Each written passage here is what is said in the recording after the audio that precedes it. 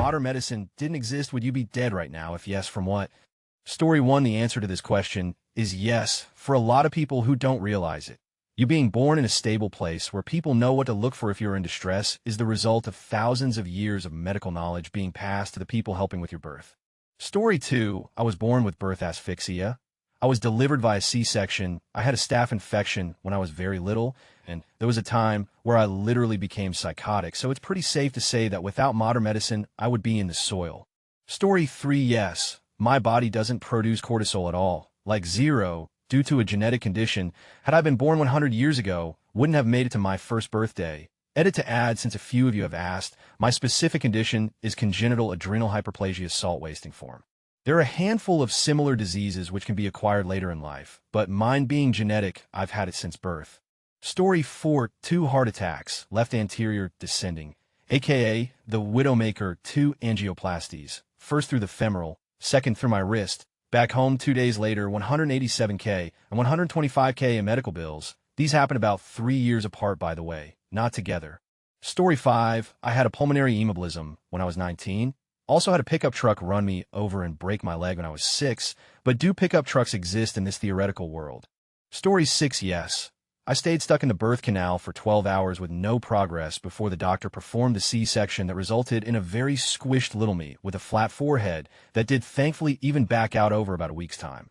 Story 7, most people currently alive would be dead were it not for modern medicine. A simple infected cut can kill you.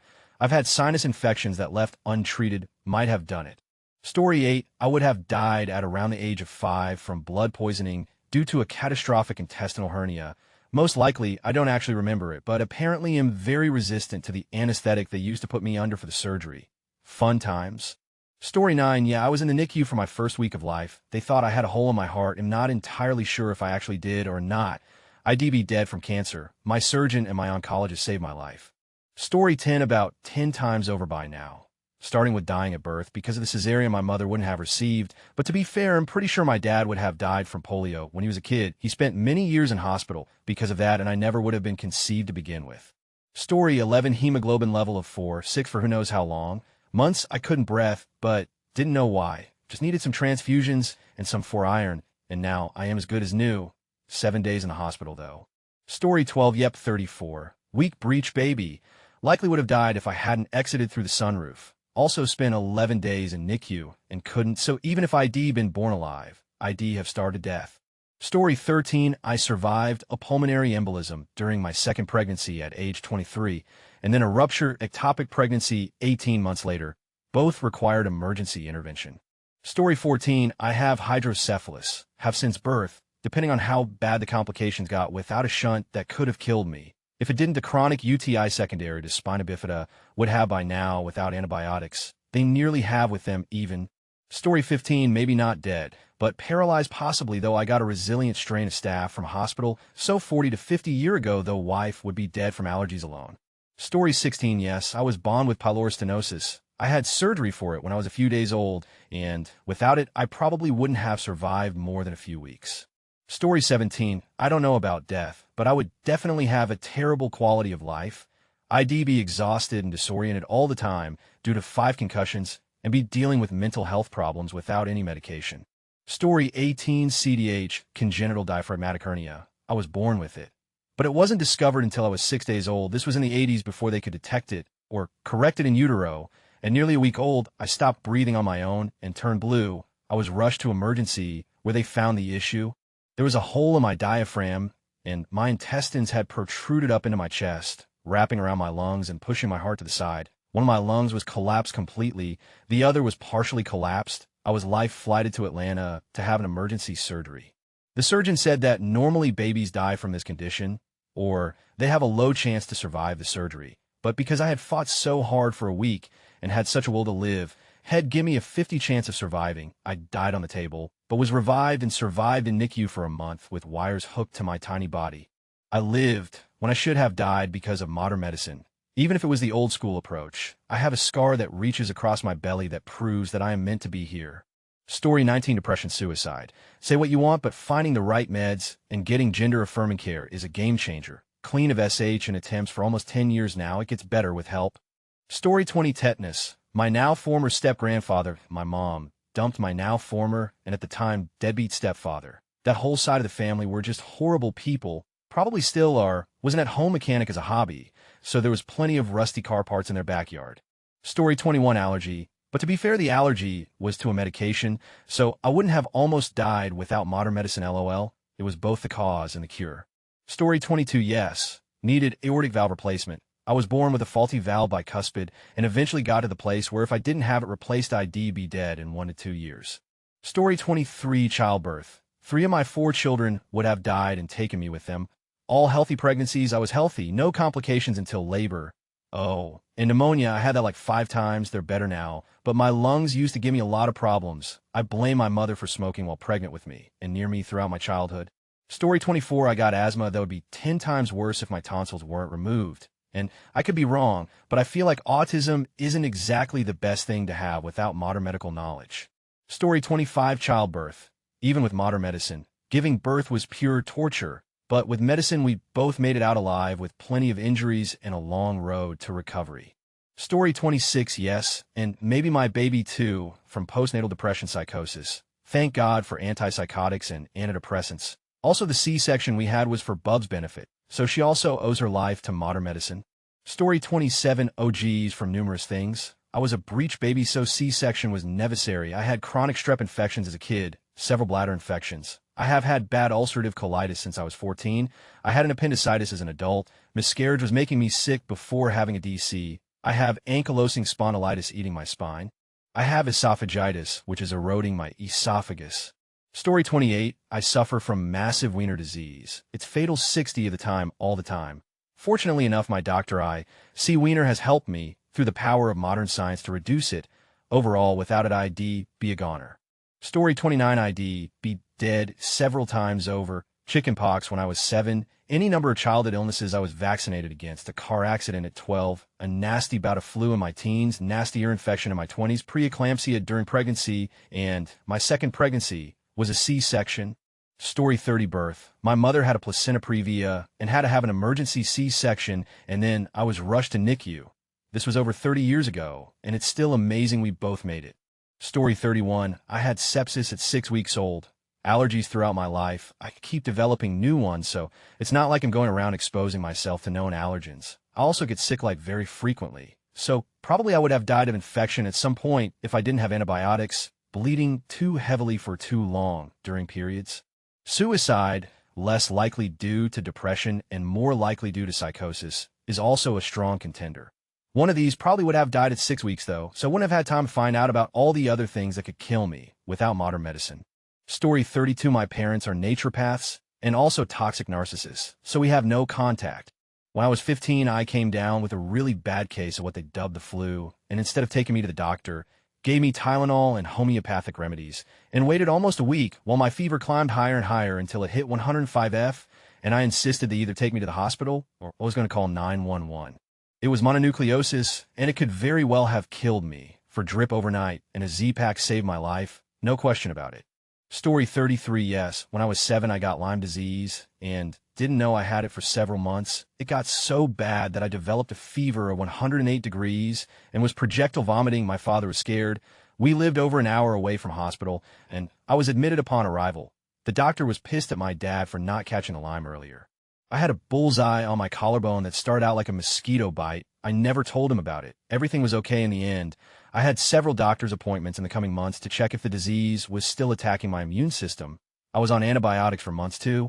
I'm 29 years old now, and still have a crappy immune system, but am alive. Story 34, yes, I would have died for my intestines being outside my body, my lungs being too small, my spine being 6 ways to Sunday. Oh, and my yearly pneumonia certainly doesn't help. Yes, from Chiari malformation type 1. I had brain surgery for it when I was 14. Story 35, COVID gave me an autoimmune disease. Over a year, I got worse and worse. Then it came out, and now I have to give myself injections every 2 weeks, which keeps me alive.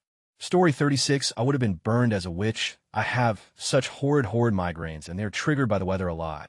I can tell the forecast days in advance. Kidney disease, septic UTI 6 years old, head injury 10 years old. Crashed at C-section. I was mutilated, but it saved mine and my son's life. 20 years old, can't have more children. Stroke during childbirth. 20 years old gallbladder. Removed 23 years old. A full thickness burn across 12 my back. I had 2 skin grafts. 25 years old. Another stroke. 31 years old. I was on death's foot with my liver and kidneys shutting down. Septic. Had flesh-eating bacteria destroying a huge chunk of my skin and muscle. I was in septic shock and was in ICU 3 days and hospital for 10 days in the burn unit to get me back up. That was in September of this year. The baseball size wound just under my right butt cheek and a line all the way up the crease of my thigh along my lady. Bits it's slowly healing. 38 years old, so God hates me, but modern medicine has said you not today. Story 37, yes, suicide. Prozac, later Zoloft, literally saved my life. Depression was finally cured when I started to transition socially and take estrogen as well. But SSRIs kept me hanging in there, barely at times, but I'm here. Story 38, heart problems. Mostly had a triple bypass and then a valve replaced. I told the surgeon I could either feel sorry for myself or be glad I live in time when your heart could be fixed. Story 39, not me, but my 2 kids, both born prematurely. My oldest born with soft skull, while my youngest stayed in incubator for 2 weeks. Thanks to advancement of science, particularly medicine, both of them grow up just like normal kids and excel well in school. Story 40, ID be dead from a sinus infection. My uncle, who was born in the 30s, died at 10 months old from eczema, basically a skin infection. It spread, and they couldn't stop it because he couldn't get penicillin. Story 41, to know if ID be dead from it, but ID probably be dead as a consequence of it. When I was in 5th or 6th grade, I developed a giant cell granuloma on the front of my lower jaw. By the time it was taken out, it was the size of a large green grape. It probably would have continued to grow until I starved to death. Story 42, yes, 40 years ago, my appendix burst. I didn't have any pain or discomfort, so I didn't know it for 4 days. Doctor sent me to the emergency room, was operated on me, and spent 13 days in the hospital. Almost didn't make it with modern medicine. Story 43, yes, in childbirth as the baby. And if I would have survived, I do have a clubfoot. Well, I still have one, but I got surgery and lots of therapy and terrible eyesight. Story 44, yeah, when I was 11, I was regularly going to hospital to get MRIs for my epilepsy. While I was there at the big children's hospital in my city, I caught a rare influenza. That's not common in our country. There was 3 cases there in isolation from people who came back from Africa. I was so sick they thought I had meningitis and was at risk of dying in 24 hours. Lost all the excess weight on my body to the point of looking fully anorexic within 3 days. Story 45, a cat bit me on my wrist, like really sunk her teeth in. My arm swelled up the next day. If I hadn't gotten antibiotics, I guess I would have had to amputate it. And even then, who knows if I could have survived. Story 46, so at what point is considered modern medicine? Like, are we going back to like WW1 type medicine or nothing in the last 30 years? Because the stage of medicine is the deciding factor for my answer. I was born at 2 pounds. ID say I'm probably dead if I'm considered to be born to modern medicine. Story 47, ID have died from seafood allergy at the age of 2. I was gorging on a crab and I started puffing up. I was told my mother freaked out horrendously. Story 48, I had a massive heart attack and spent weeks in an ICU on a heart pump waiting for open heart surgery. After 2 stents, a triple bypass and valve repair, and mostly back to normal. Story 49, yes, celiac disease almost killed me in the 70s in Eastern Europe.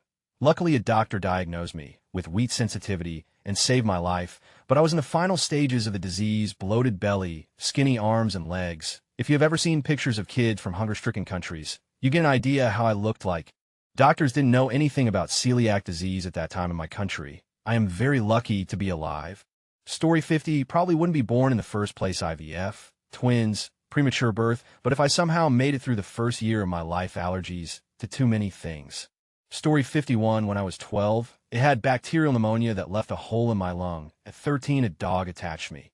Got 57 staple stitches, 3 weeks in hospital. 2017, bacterial pneumonia, ended up in the ER. 2023, bacterial pneumonia, would have died from all of those.